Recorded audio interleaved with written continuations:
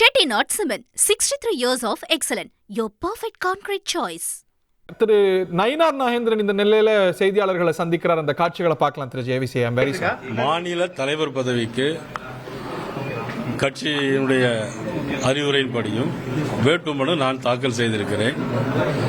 வேட்புமனுவை அதிகாரிகள் முடிவெடுத்து என்ன செய்கிறார் என்பதை அவர்களிடம் தான் நீங்கள் கேட்கிறீங்க. 10 ஆண்டு தொடர்ச்சியா அடிப்படை உறுப்பினராக கட்டுப்பாட்டு நீங்க 8 ஆண்டுக்கு இருக்கிறாங்க. அதை பத்தி நீங்க தேர்தல் அதிகாரிகிட்ட தான் கேட்கணும். வாய்ப்பு இருக்குன்னு நினைக்கிறீங்க? அது எனக்கு தெரியாது. என்ன டைம் இருக்கு, 4 மணி நேரம் இன்னும். ஒட்டுமொத்த தலைமையுமே உங்களை தான் விருப்பமனு கொடுத்திருக்காங்க. வேற யாரும் இது வரைக்கும் வர மாதிரி இல்ல.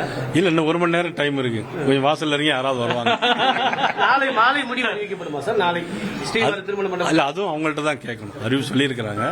தேர்தல் அதிகாரி இருக்கிறாங்க. எங்களது மதிப்புக்குரிய ஜெனரல் செக்ரட்டரி தருண்சுக்கு வந்திருக்கிறாங்க. இந்த மாநிலத்தில் 3 மாதமாக பணியாற்றிய அண்ணன் சக்கரவர்த்தி அவர்கள் இருக்கிறாங்க. நீங்க அவங்கள்ட்ட நேரம் போனீங்கன்னா உங்களுக்கு தெளிவான விளக்கத்தெல்லாம் சொல்லுவாங்க. புதிய தலைவரா பொறுப்பு கிடைச்சுன்னா உங்களோட செயல்பாடு எப்படி இருக்கு? நாளைக்கு வரட்டும். வந்ததுக்கு அப்புறம்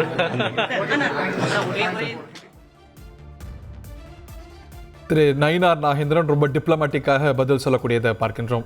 திரு ஜேவிசி ஸ்ரீராம், இனிமே ஒரு okay we lost mister JVC, மீண்டும் நம்ம தொடரலாம். இப்போ சற்று நேரத்துக்கு முன்பாக திரு நயினார் நாகேந்திரன் வேட்புமனு தாக்கல் செய்த காட்சிகளை பார்த்தோம். அதை அவர் உறுதியும் படுத்தியிருக்கிறார். ஆனால் அந்த கட்சியோடைய ப்ரொசீஜர் படி இந்த தலைமை, இந்த தேர்தலில் நடக்கக்கூடிய அலுவலர்கள் தான் அதை அறிவிப்பாங்க. அந்த அறிவிப்பு மட்டும்தான் பாக்கி.